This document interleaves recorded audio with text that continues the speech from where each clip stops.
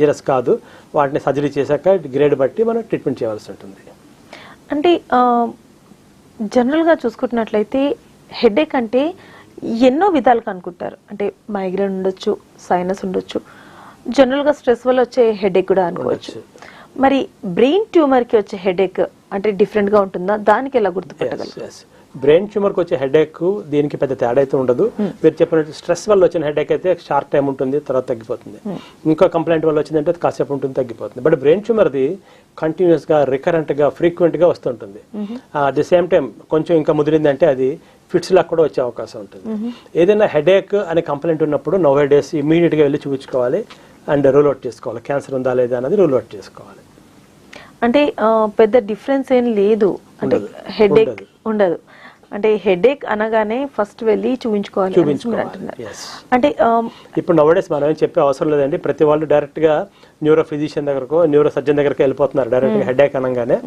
So evaluate చేయించుకోవడం. So అందువల్లనే మనకి నెంబర్ ఆఫ్ క్యాన్సర్ కేసెస్ పెరిగాయి. ఎందుకంటే డయాగ్నోస్టిక్ ఫెసిలిటీస్ పెరిగాయి, పేషెంట్ పబ్లిక్ లో అవేర్నెస్ కూడా పెరిగింది. వాళ్ళు వెళ్ళడం, డైరెక్ట్ గా టెస్ట్ చేయించుకోవడం, క్యాన్సర్ ఏదైనా ఉంటే ఇమీడియట్ గా ఐడెంటిఫై చేయడం జరుగుతుంది నవడేస్.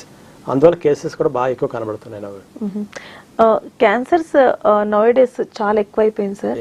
మరి ఇలా చూసుకుంటున్నట్లయితే మెన్స్ అండ్ ఉమెన్స్ లో డిఫరెన్షియేట్ చేస్తే, ఆడవాళ్ళు మగవాళ్ళు డిఫరెన్షియేట్ చేస్తే మగవాళ్ళు వచ్చే మాక్సిమం క్యాన్సర్స్ ఏవి, ఏ లక్షణాలు, యాజ్ వెల్ ఆడవాళ్ళకి ఏ క్యాన్సర్స్ వస్తాయో చెప్పండి.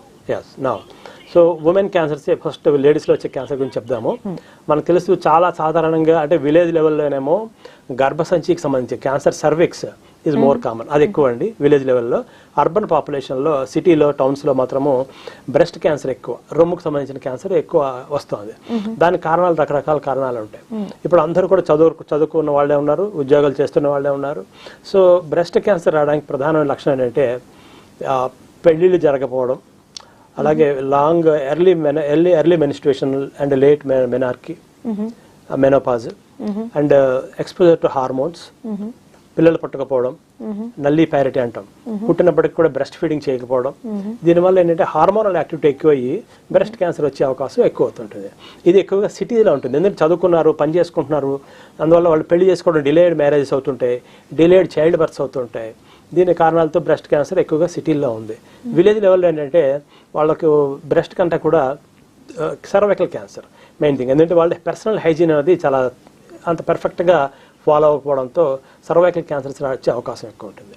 ఇందాక చెప్పినట్టు సర్వైకల్ క్యాన్సర్ లక్షణాలు ఏమిటంటే బ్లీడింగ్ అవ్వడం కానీ, లేకపోతే వైట్ డిశ్చార్జ్ అవ్వడము, ఇంటర్మెన్స్ట్రల్ బ్లీడింగ్, భార్యాభర్తల కలుసుకున్న తర్వాత బ్లీడింగ్ అవ్వడం, పోస్ట్ కాయిటల్ బ్లీడింగ్ అంటాం. ఇవన్నీ సాధారణ లక్షణాలు సర్వైకల్ క్యాన్సర్ తాలూకా లక్షణాలు. బ్రెస్ట్ క్యాన్సర్కి ఏంటంటే ఒక గడ్డ ఉంటుంది రొమ్ములో, దాంతోపాటుగా చంకలో కూడా గడ్డలు ఉండొచ్చు.